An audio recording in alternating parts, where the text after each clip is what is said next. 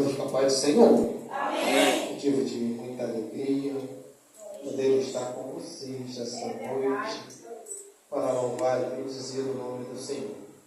Confesso que se o culto acabasse no final da oração, eu já saía daqui já regozijando de alegria. Pode se sentar. A sua atenção é a maior reverência. É verdade, Deus, aleluia, Deus. Abra comigo no Evangelho de João, no seu capítulo 5. Noite de cura, noite de libertação.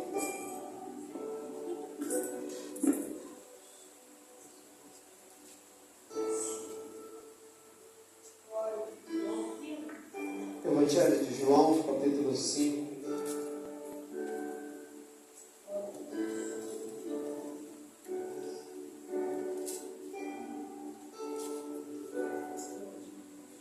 Amém? Vou estar lendo apenas 5 versículos. O 5, o 6, o 7, o 13 e o 14. Que vai dizer assim: estava ali um homem enfermo e havia 38 anos.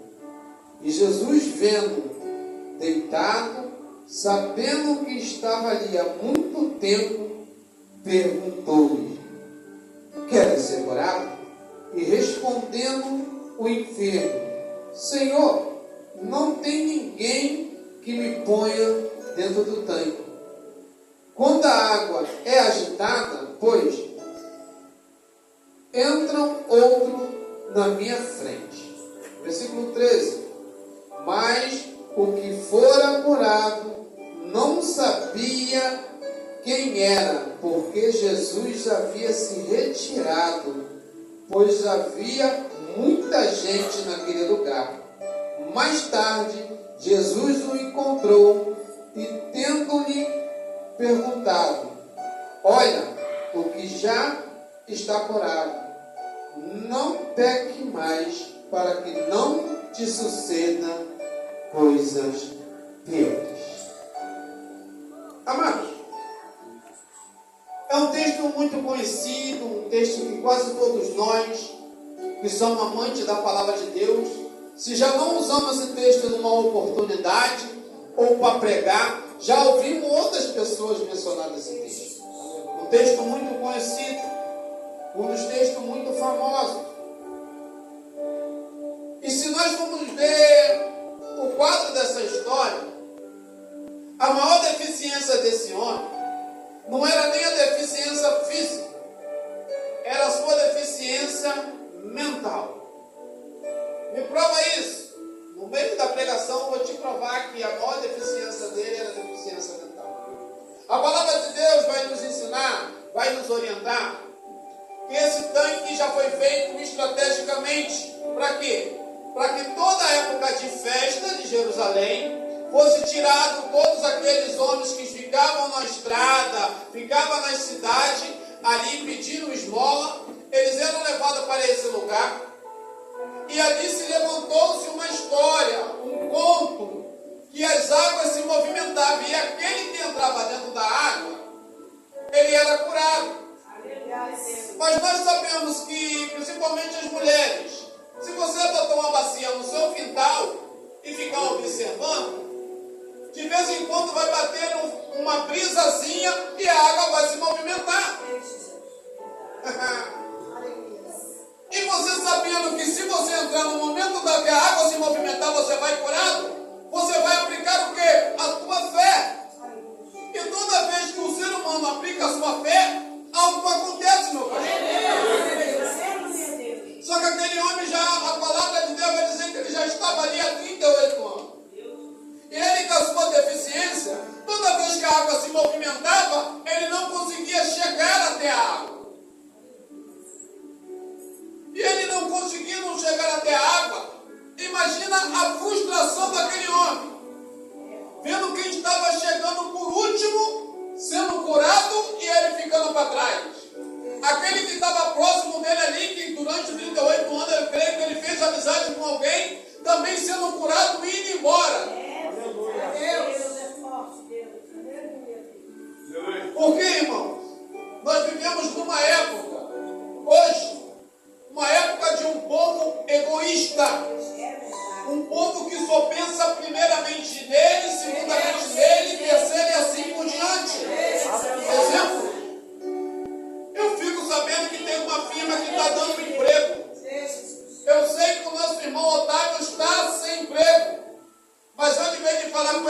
botar, primeiro eu vou lá garantir a minha vaga.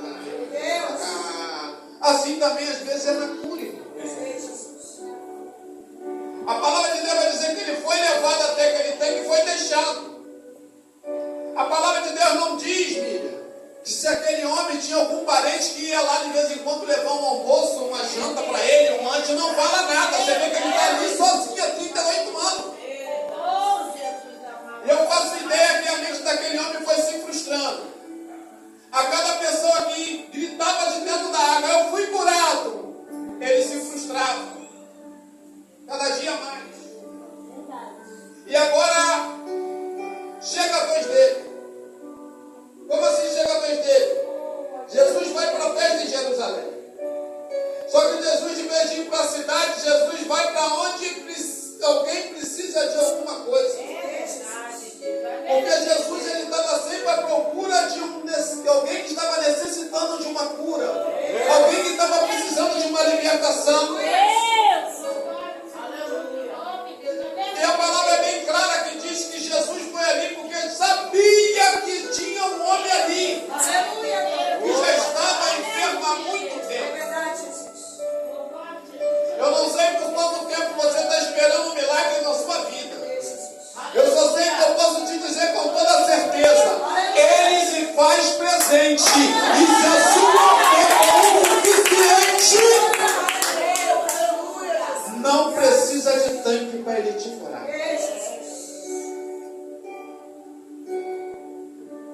Jesus chega próximo àquele homem. E Jesus chegando próximo àquele homem,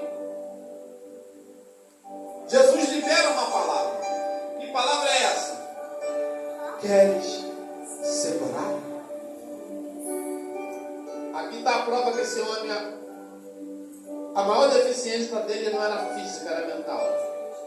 Ele diz para Jesus: não tem quem me coloque no tanque quando as águas se movimentam.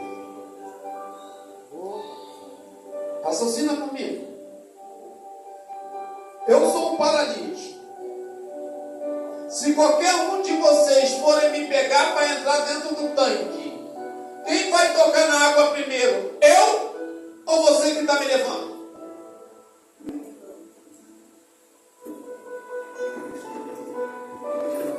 Quem está me levando, né, pastor? Aí está a deficiência desse homem. A deficiência dele estava em depender de alguém. E enquanto nós vivemos o Evangelho, dependendo da oração do pastor, dependendo da oração da missionária, dependendo da oração do círculo de oração, nós não vamos conquistar nada. Nós temos que acreditar primeiramente em Deus e segundamente em na minha fé. Porque a palavra de Deus é bem clara: sem fé é impossível agradar a Deus. E se eu não consigo agradar a Deus, aonde Ele vai ver graça em mim para que eu seja curado? Vamos lá. O livro de Atos vai dizer sobre o coxo da Porta Formosa. Pedro e João, agora entrando a hora nona, se depara com aquele homem pedindo esmola. Olha a diferença de atitude com o mesmo tipo de deficiência. Aquele homem, ele todo dia era levado até a porta e ele ali ficava esmolando. E todo dia tinha alguém que pegava ele, trazia para casa, mas no dia seguinte levava de novo. Porque tem momentos na nossa vida que pessoas vão querer nos manter deficiente para poder ter lucro. Me explica melhor. Porque quem levava ele, levava somente até a entrada da porta, não levava ele até o templo. Porque sabia que lá no templo ele ia ser curado. E se ele fosse curado, ele não teria mais lucro. Porque se ele levava e deixava lá, estava dando lucro. E se ele estava sempre ali a porta formosa, é porque ali rendia. E toda vez que a nossa deficiência nos traz lucro, eu não quero ser curado. Por quê? Eu me faço de coitadinho. Para que, alguém tenha misericórdia de mim. E eu fico ali na boa. Tenho um conhecido lá em São Gonçalo. Ele deu uma sorte de receber uma herança. Só que na época que ele recebeu essa herança, ele também sofreu um acidente. Ele agora, ele resolve ir para debaixo do viaduto do Alcântara pedir esmola. E pensa, você ou não, irmão, pensa em uma coisa que eu vou falar para você: esmola dá dinheiro. E principalmente naquela época desses homens, porque os judeus já tinham costume de sair com uma sacolinha do lado, com dinheiro para esmolar. Esse homem agora ele começa a construir avenidas, comprar comércio, mas ele não deixava de pedir esmola. Aí eu te pergunto, por que ele ficou tanto tempo lá? Porque ele viu que dava lucro e ele estava conquistando as coisas que ele queria. Só que isso acarretou um mal, por quê? Ele, toda vez que a perna dele começava a melhorar, ele mesmo dava um jeito de se mutilar para que o pé dele viesse crescer, para que o pé dele viesse ficar inchado, até o ponto que ele teve que amputar uma perna. Aí eu pergunto para você, de que adiantou ele pedir esmola, dele construir tudo aquilo, e agora o problema que ele ocasionou para ele estava trazendo para ele a morte. Eu já quero liberar uma palavra: toda vez que você não quer ser liberto, que você não quer ser curado, você pode provocar sua própria morte.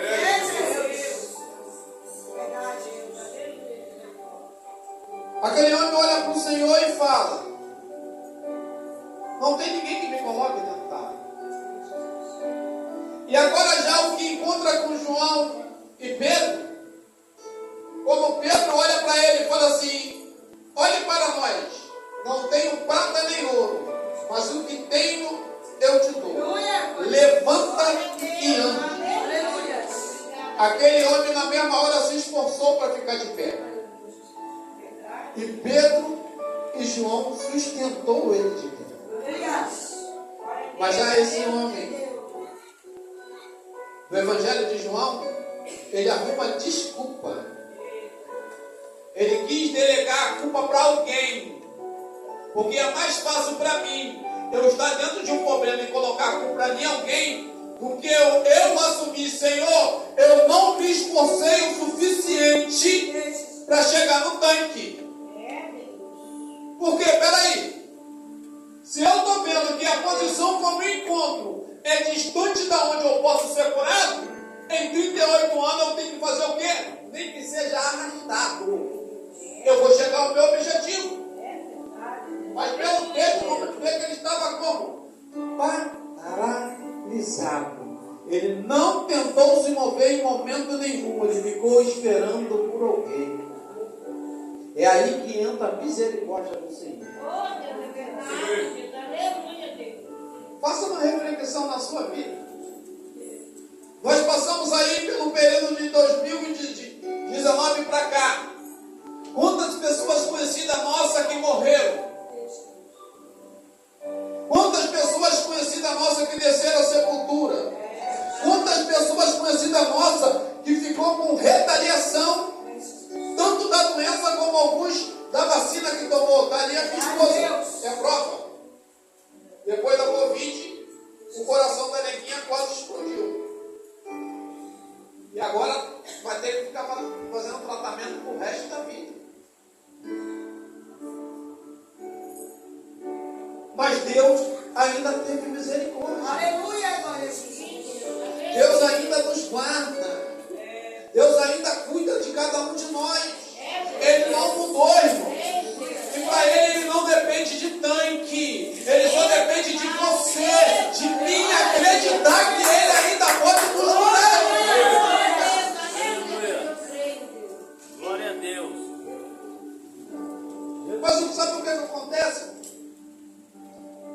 Nós, crentes de hoje, nós perdemos, pastor, evangelista Otávio, a ousadia.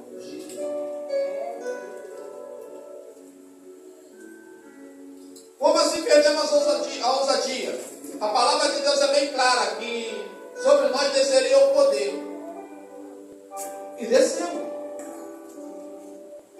E Jesus ainda vai além. Ele falou, ó, vocês farão coisas maiores que eu.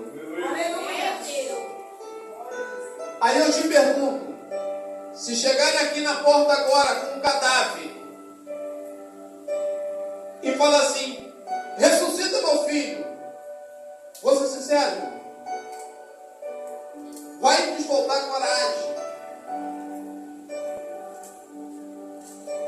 Vai nos faltar coragem.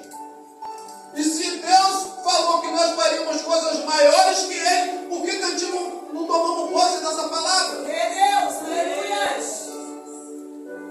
E Ele deixa bem claro que nós curaríamos enfermos, expulsaríamos os demônios.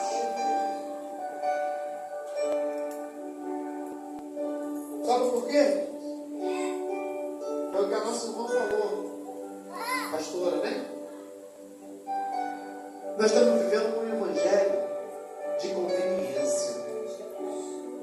Porque só da gente voltar para a palavra, irmãos, e começar a nos debruçar em cima da palavra, nós vamos ver que sobre a gente tem um poder tão grande que até Satanás vai pensar duas vezes em se movimentar do lugar dele para tentar nos atingir. Nós temos que voltar a praticar a palavra para que Satanás venha poder liberar os nossos filhos, os nossos parentes, a nossa vida. Se você for prestar atenção, você chega para qualquer líder, todo culto, volta um, dois irmãos, você vai ligar para ele para saber o que está acontecendo.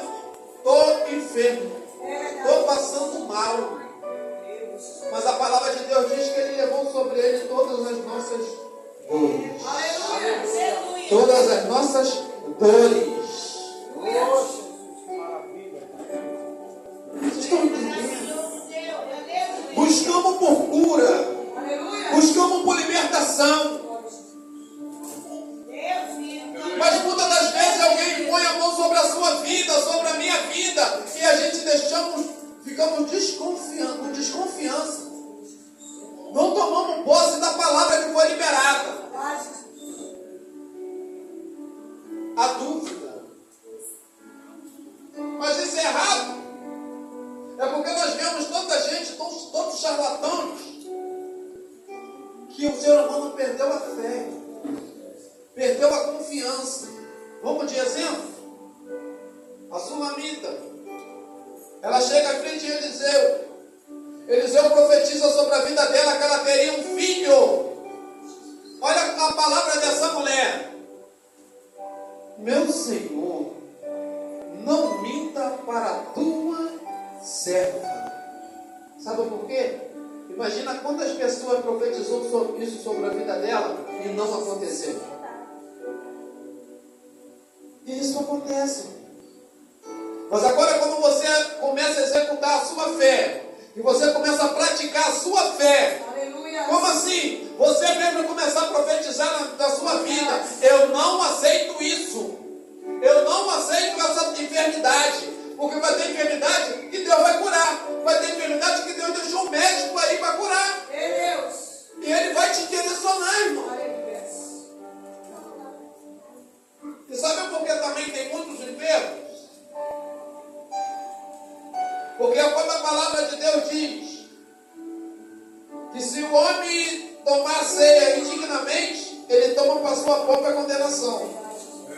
Correto? Mas muita gente se liga muito na ceia.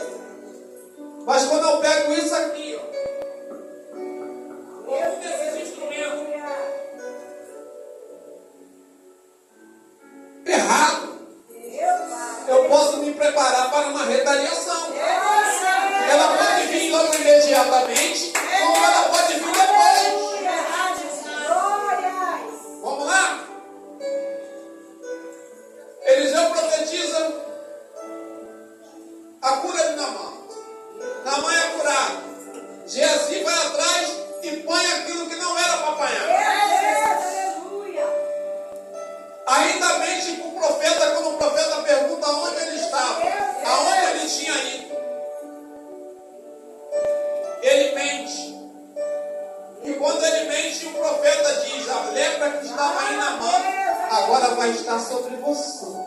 Aleluia. Ele estava sendo preparado para ser o substituto do profeta. Sabe quando vai ouvir dizer assim? Contador de história.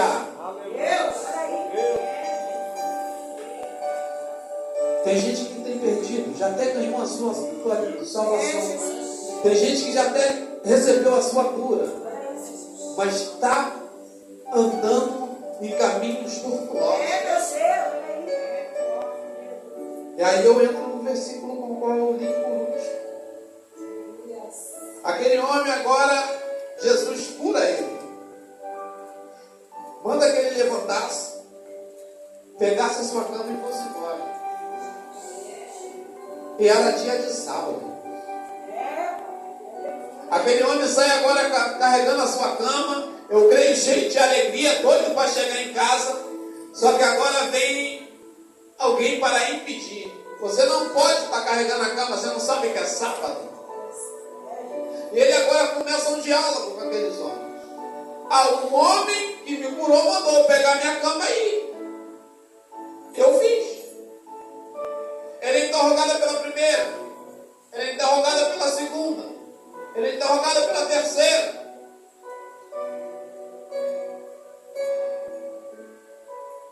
E agora ele sai para adorar. E ele encontra com Jesus. Aleluia.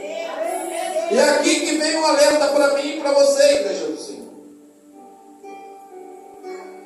Que Jesus vira para aquele homem e diz: veja que ficou curado.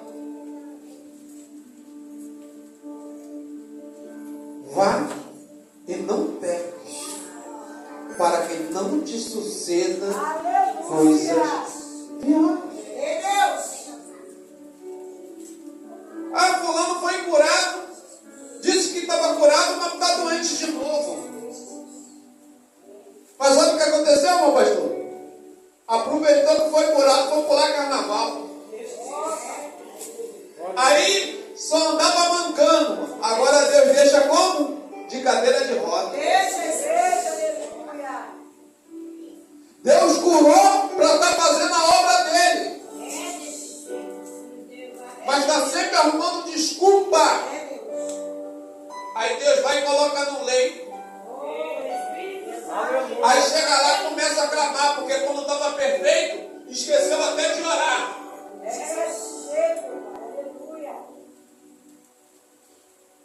É o tempo que nós estamos vivendo.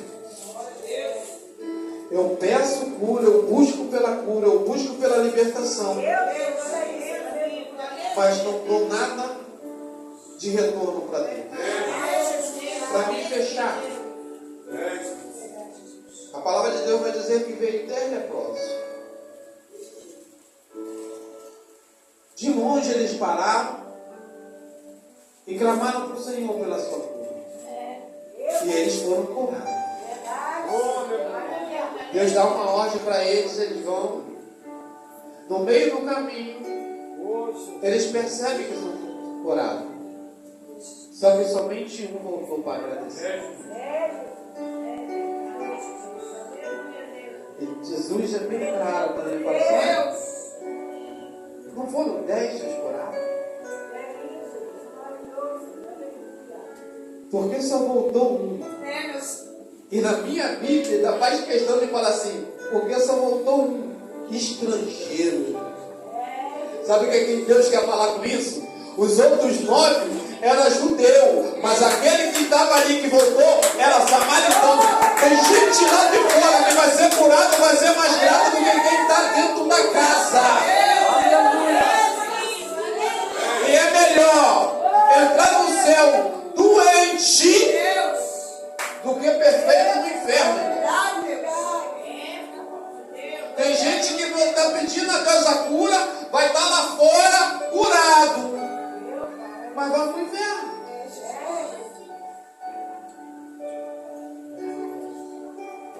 E tem pessoas que Deus não vai curar. Sabe por quê? Porque sabe que se curar, vai perder. Meu Deus, olha aí. Fala, Deus. Tem gente que já está há anos, não, pedindo pela cura. E você vê que ela busca com sinceridade. Mas Deus conhece o coração do homem. Meu Deus. Deus sonda o pensamento. Vamos ser sinceros, irmão. Muitas coisas que nós já pedimos ao Senhor, e Deus não entregou na nossa mão ainda, porque Ele sabe que se Ele tivesse entregado, nós iríamos se desviar. Meu Deus. Hoje no monte eu estava falando, eu tenho uma causa na justiça, da indenização da minha mão, há 30 anos. 32 anos, foi em 96.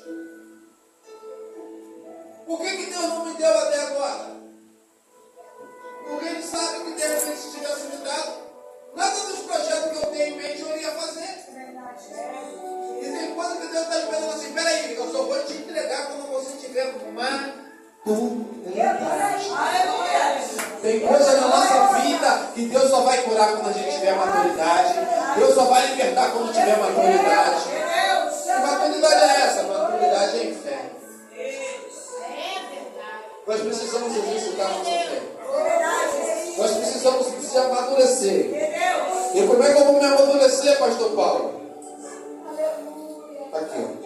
Aleluia, Jesus. Conhecendo os mistérios. Conhecendo os caminhos da cura que Deus deixou aqui pra gente.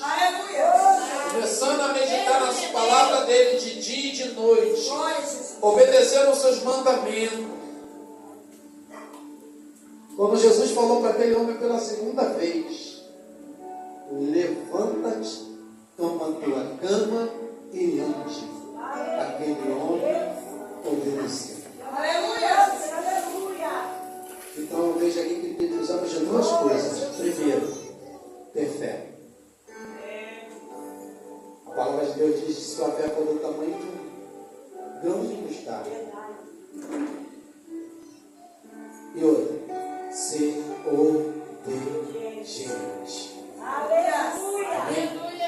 Fique com essa palavra e deixa Deus te curar.